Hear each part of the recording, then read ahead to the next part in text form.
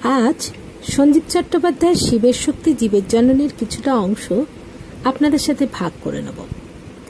ঠাকুর তো দুজনের কাছে নিজেকে সমর্পণ করে দিয়েছিলেন, মা ভবতারিণীর কাছে আর মা শারদার কাছে।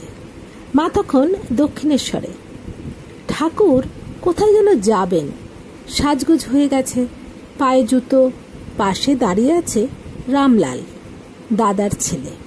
নহবতের কাছে গিয়ে ঠাকুর জিজ্ঞাসা করলেন, হ্যাঁ গা, আমি কি যাব?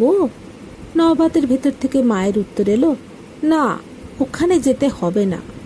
ঠাকুর বাদ্য বালকটির মতো নিজের ঘরে ফিরে এলেন, ধরাচূড়া সব খুলে ফেললেন, বসে আছেন নিজের তক্ত বসে। মাস্টারমশাই এলেন, মাস্টারমশাইকে হাসতে হাসতে বললেন, ও বাবা, আমি সংসার করিনি, কামিনী কাঞ্চন ত্যাগী, তাতেই এই। মাস্টারমশাই বললেন, কি হলো? ঠাকুর বললেন, শুনবে?